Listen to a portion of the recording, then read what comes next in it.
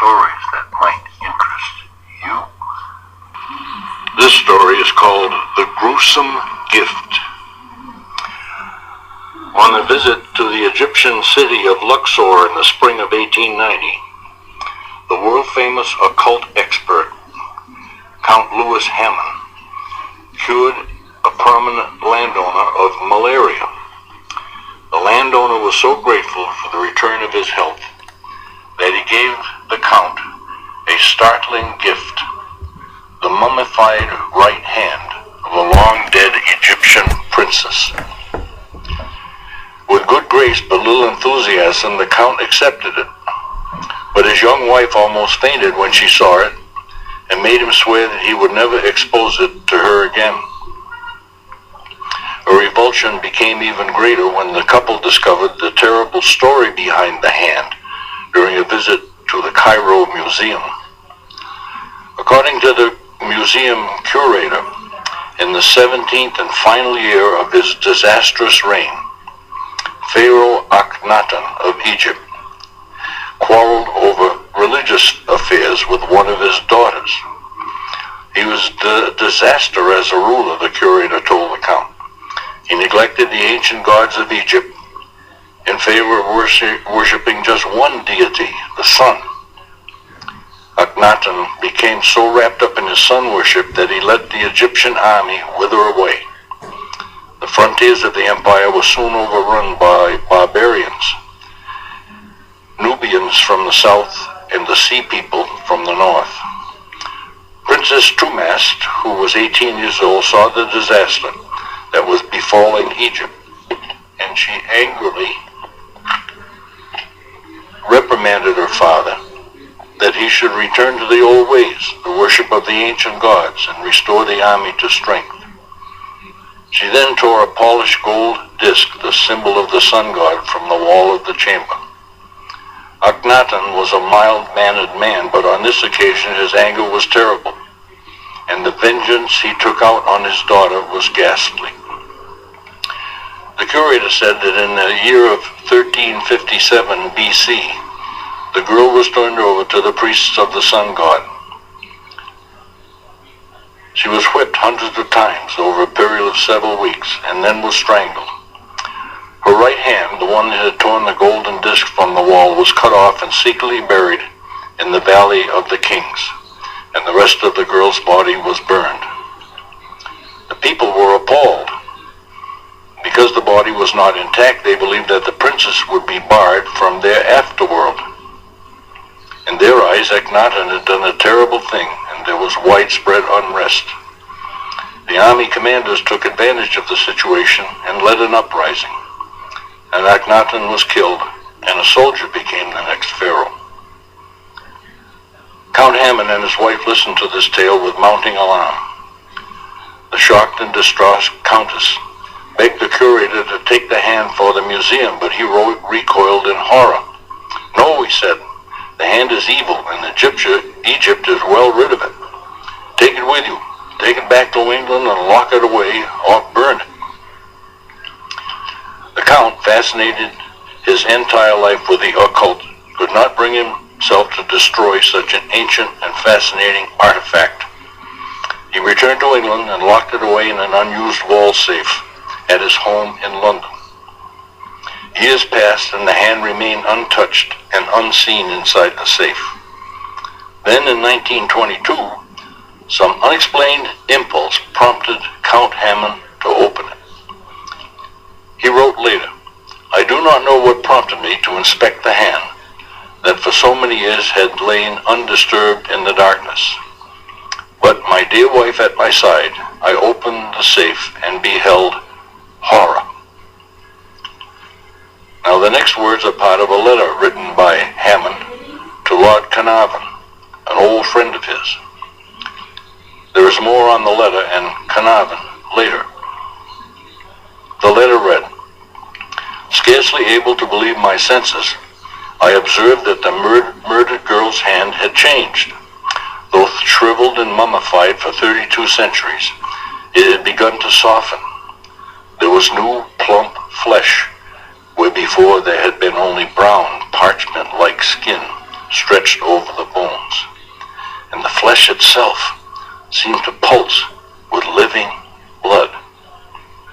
My wife screamed, and she declared that the hand must be destroyed, and I, who had made a lifetime study of the occult and had seen many strange things, could only agree with her.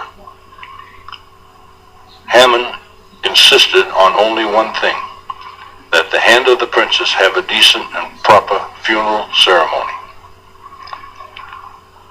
The letter continued, all was made ready for the night of October 31st. As you are well aware, that was Halloween, when the souls of the lost are released for a few hours from eternal bondage in limbo to once again wander the earth. Hammond's letter described the terrible events of the previous evening.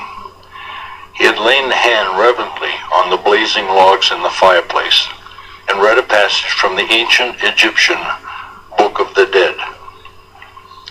As I closed the book, having read what I hoped was an appropriate passage, an incredible event occurred. The letter went on. My dear Carnarvon, once again I felt I could not trust my senses, or indeed I had taken complete leave of them. First there came a very loud clap of thunder, and the house seemed to shake to its very foundation. Then I heard my dear Alice gasp, but whether from fear or surprise, I did not know. Then there came a sudden rushing of the wind, so that the door to the room flew open, and all the candles I had placed around the fireplace were all at once extinguished. For some reason, both Alice and myself had fallen to the floor, but on raising our eyes, we beheld the figure of a woman standing near the window.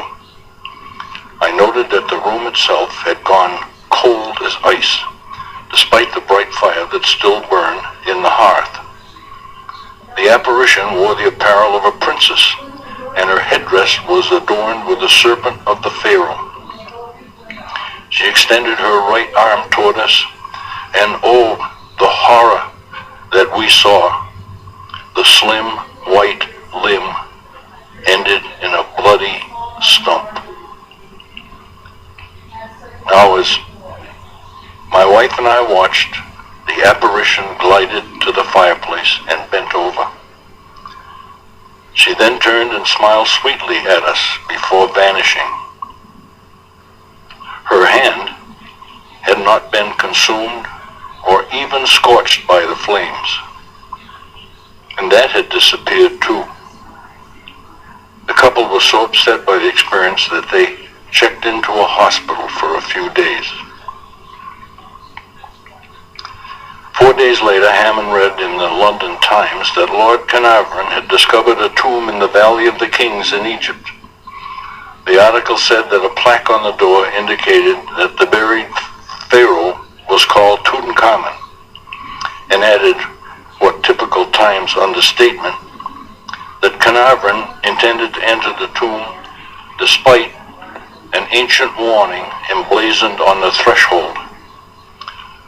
From his room at Mercy Hospital, the Count sent Lord Carnarvon the now famous letter that I read to you, imploring him to reconsider his decision to go into the tomb. He said, I know that the ancient Egyptians had knowledge and power of which today we know nothing about. As I said in the letter, Hammond recounted the night's events on August 31st. And then he added, in the name of God, I beg you to take care. My wife and I survived a night of horror, but I dread the consequences of what you are about to do. Lord Carnarvon ignored his friend's letter and entered the tomb anyway, bringing to light treasures that can be seen today in the world's museums. Soon after, Lord Carnarvon was dead, killed, according to the official version, by an infected mosquito bite. Then, one by one, other members of the expedition followed Carnarvon to the grave in what would become known as the Curse of King Tut. Hammond and his wife then vanished from history, though in 1944, a company of British soldiers in Egypt reported encountering an old English couple wandering aimless in the Valley of the Kings, muttering madly between themselves about a princess and a severed hand. The officer commanding the company said they were both quite insane and refused all offers of help. So we left them to their fate, whatever that might be. Well, there. I hope you have enjoyed these tales of wonder and awe. And I hope that tonight you will not have nightmares. So sleep well.